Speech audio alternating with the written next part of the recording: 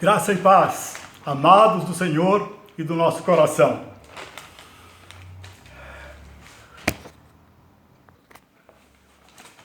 Graça e paz, amados do Senhor e do nosso coração. Continuando com a seleção dos textos bíblicos, nós vamos apresentar hoje a primeira epístola de João. Essa primeira carta de João está no finalzinho da Bíblia. E é uma carta que apresenta princípios fundamentais da vida cristã.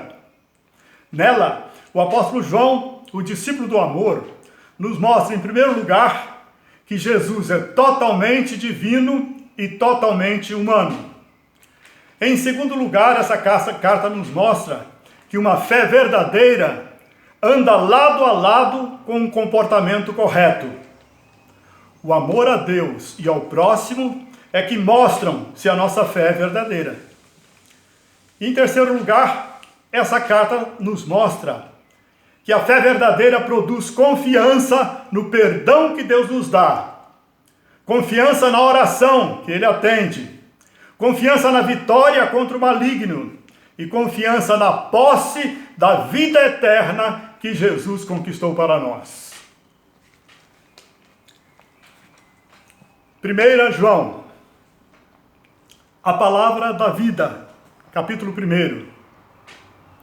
O que era desde o princípio, o que ouvimos, o que vimos com os nossos olhos, o que contemplamos e as nossas mãos apalparam, isto proclamamos a respeito da palavra da vida. A vida se manifestou, nós a vimos e dela demos testemunho, e proclamamos a vocês a vida eterna que estava com o Pai e nos foi manifestada. Nós lhes proclamamos o que vimos e ouvimos, para que vocês também tenham comunhão conosco. A nossa comunhão é com o Pai e com seu Filho Jesus Cristo. Escrevemos estas coisas para que a nossa alegria seja completa. Andar na luz. Esta é a mensagem que dele ouvimos e transmitimos a vocês. Deus é luz, nele não há treva alguma. Se afirmarmos que temos comunhão com ele, mas andarmos nas trevas, mentimos e não praticamos a verdade. Se, porém, andarmos na luz, como ele está na luz, temos comunhão uns com os outros, e o sangue de Jesus, seu Filho, nos purifica de todo o pecado. Se afirmarmos que estamos sem pecado, enganamos a nós mesmos, e a verdade não está em nós. Se confessarmos os nossos pecados, ele é fiel e justo para perdoar os nossos pecados e nos purificar de toda a injustiça. Se afirmarmos que não temos cometido pecado, fazemos de Deus um mentiroso, e a sua palavra não está em nós. Capítulo 2. Meus filhinhos, escrevo-lhes estas coisas para que vocês não pequem. Se, porém, alguém pecar, temos um intercessor junto ao Pai, Jesus Cristo, o justo. Ele é a propiciação pelos nossos pecados. Isto é, ele torna Deus favorável, propício a nós. Ele aplacou a ira de Deus contra o pecado, contra os seres humanos pecadores. Ele é a propiciação pelos nossos pecados. E não somente pelos nossos, mas também pelos pecados de todo o mundo. Sabemos que o conhecemos se obedecemos aos seus mandamentos. Aquele que diz, eu o conheço, mas não obedece aos seus mandamentos, é mentiroso, e a verdade não está nele. Mas se alguém obedece à sua palavra, nele verdadeiramente o amor de Deus está aperfeiçoado. Aquele que afirma que permanece nele, deve andar como ele andou. Quem afirma estar na luz, mas odeia seu irmão, continua nas trevas. Quem ama seu irmão, permanece na luz. Mas quem odeia seu irmão, está nas trevas e anda nas trevas. Filhinhos, os seus pecados foram perdoados, graças ao nome de Jesus. Pais, eu lhes escrevo porque vocês conhecem aquele que é desde o princípio.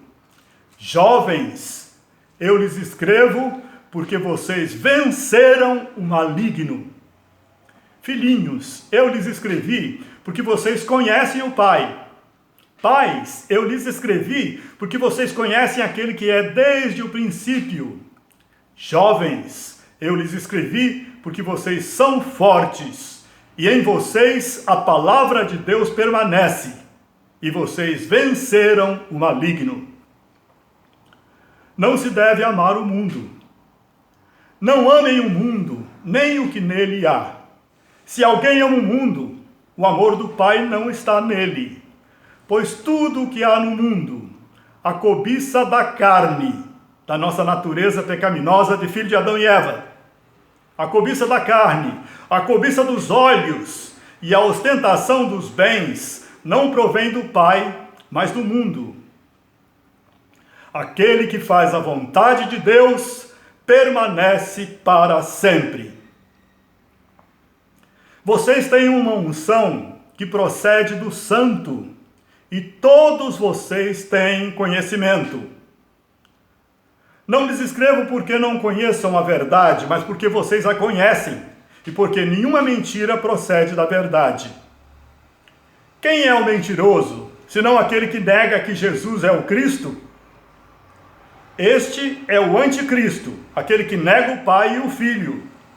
Todo que nega o Filho também não tem o Pai. Quem confessa publicamente o Filho, tem também o Pai.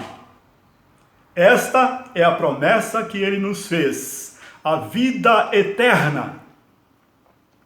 A unção que vocês receberam dele permanece em vocês e não precisam que alguém os ensine. Mas, como a unção dele recebida, que é verdadeira e não falsa, ela os ensina acerca de todas as coisas. Assim, permaneçam nele como ele os ensinou. Os filhos de Deus. Filhinhos, não permaneçam. Filhinhos, agora permaneçam nele, para que quando ele se manifestar, tenhamos confiança e não sejamos envergonhados diante dele na sua vinda. Se vocês sabem que ele é justo, saibam também que todo aquele que pratica a justiça é nascido dele. Capítulo 3. Vejam como é grande o amor que o Pai nos concedeu, sermos chamados filhos de Deus, o que de fato somos. Amados, agora somos filhos de Deus, e ainda não se manifestou o que havemos de ser. Mas sabemos que, quando ele se manifestar, seremos semelhantes a ele, pois o veremos como ele é. Todo aquele que nele tem essa esperança, purifica-se a si mesmo, assim como ele é puro. Todo aquele que pratica o pecado transgride a lei. De fato, o pecado é a transgressão da lei. Vocês sabem que ele se manifestou para tirar os nossos pecados, e nele não há pecado. Todo aquele que nele permanece não está no pecado, não está na prática do pecado. Todo aquele que está no pecado não o viu nem o conheceu. Filhinhos, não deixem que ninguém os engane. Aquele que pratica a justiça é justo, assim como ele é justo. Aquele que pratica o pecado é do diabo, porque o diabo vem pecando desde o princípio. Para isso, o Filho de Deus se manifestou, para destruir as obras do diabo. Todo aquele que é nascido de Deus não pratica o pecado, não vive na prática do pecado, porque a semente de Deus permanece nele. Ele não pode estar no pecado, porque é nascido de Deus. Desta forma, sabemos quem são os filhos de Deus e quem são os filhos do diabo. Quem não pratica a justiça não procede de Deus, tampouco quem não ama seu irmão. O amor fraternal. Esta é a mensagem que vocês ouviram desde o princípio, que nos amemos uns aos outros. Sabemos que já passamos da morte para a vida, porque amamos nossos irmãos. Quem não ama, permanece na morte. Quem odeia seu irmão é assassino, e vocês sabem que nenhum assassino tem a vida eterna em si mesmo. Nisto conhecemos o que é o amor. Jesus Cristo deu a sua vida por nós, e devemos dar a nossa vida por nossos irmãos. Se alguém tiver recursos materiais e vendo seu irmão em necessidade, não se compadecer dele, como pode permanecer nele o amor de Deus? Filhinhos, não amemos de palavra, nem de boca, mas em ação e em verdade. Assim saberemos que somos da verdade e tranquilizaremos o nosso coração diante dele, quando o nosso coração nos condenar. Porque Deus é maior do que o nosso coração e sabe todas as coisas.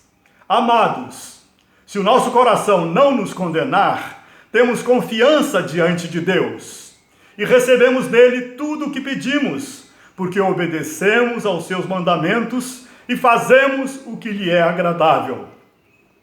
E este é o seu mandamento, que creiamos no nome de seu Filho Jesus Cristo e que nos amemos uns aos outros como ele nos ordenou.